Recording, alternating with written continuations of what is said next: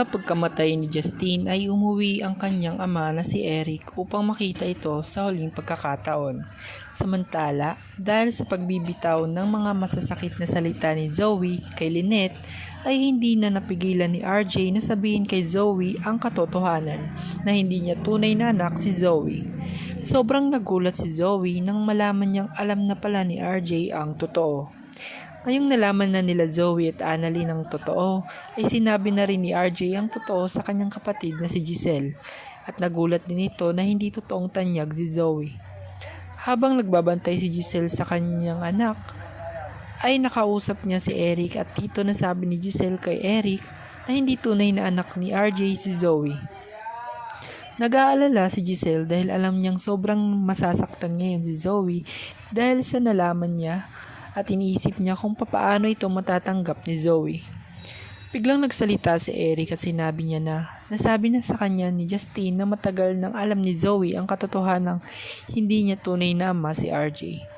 Nagulat si Giselle at napaisip siya na baka may connection ito sa sikretong sasabihin dapat ni Justine sa kanila. Kaya nung makita niya si RJ ay sinabi niya agad na matagal nang alam ni Zoe ang totoo na hindi siya tunay na tanyag. Nakaramdam ng matinding galit si RJ nang malaman niya iyon, lalo na nung naisip nila na baka yun ang dapat sasabihin sa kanila ni Justine bago ito namatay. Agad na hinanap ni RJ si Zoe at nung nakita niya ito ay kinumpronta niya ito. Hindi umamin si Zoe ngunit hindi naniniwala pa si RJ sa kanya. Ngunit hindi niya ito tinantanan hanggang umamin, kaya maya-maya ay sinabi na lang ni Zoe ang katotohanan.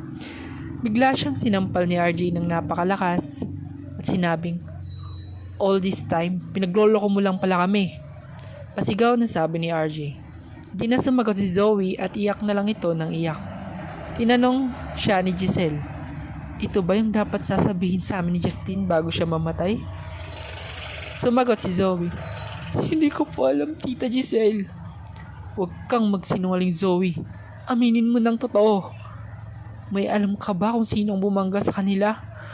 O baka naman magkasabot kayo ng Tita Morgana mo?" Galit na bigkas ni Giselle. Sa inyong palagay, malalaman na din kaya nila RJ ang tunay na ama ni Zoe? At yan ang ating pagkakabangan sa nalalapit na pagtatapos ng Abot Kamay na Pangarap.